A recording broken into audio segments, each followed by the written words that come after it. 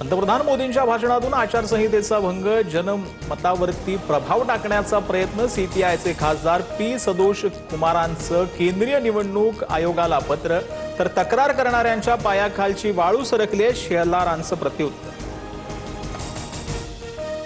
महिला आरक्षण विधेयकाच्या समर्थनार्थ महायुती रस्त्यावर उतरणार. 21 एप्रिल रोजी भव्य मोर्चाचं आयोजन. जांभुरी मैदान ते वरळी डोम दरम्यान मोर्चा काढला जाणार. महिला आरक्षणाच्या आडून घटना दुरुस्तीचा प्रयत्न, मोदींचे बोल हे मगरीच्या डोळ्यातील अश्रू, वडेट्टीवारांची सडकून टीका, तर राज्याप्रमाणे देशातील लाडक्या बहिणी विरोधकांना धडा शिकवणार, शिंदेंचा पलटवार.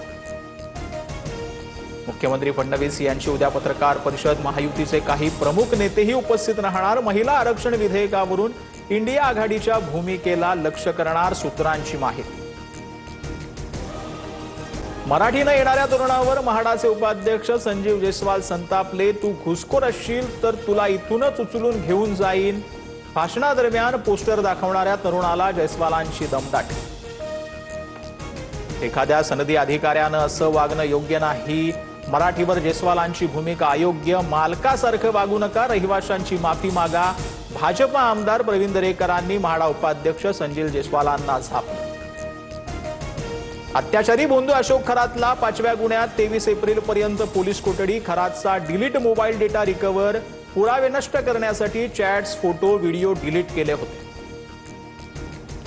संगमनेरमधील भोंदू राजेंद्र गडगेच्या दत्ताधाम आश्रमाची पोलिसांकडून झाडाझडती. अनेक औषधं जप्त.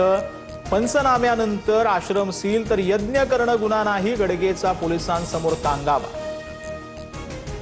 यवतमाळच्या राळेगावमधील बेपत्ता मुलीच्या प्रकरणामध्ये संशयित आरोपी मजहर कुरेशीच्या घरावर बुलडोजर. प्रकरणात 6 महिन्यात 34 आदिवासी मुली बेपत्ता. ऑडिओ क्लिप व्हायरल झाल्यानंतर प्रकार उघडकीस.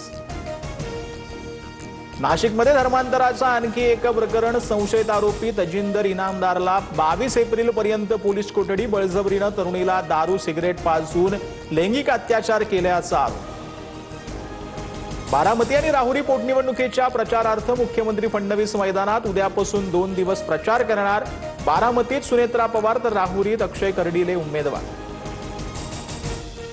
राज्यात वादळी वाऱ्यासह अवकाळी पावसाचा तडाखा. पंढरपूरसह पुणे, इंदापूर, सोलापुरातही विजांच्या कडकडाटासह पावसाची हजेरी. गारपिटीमुळे अनेक भागात पिकांचं नुकसान.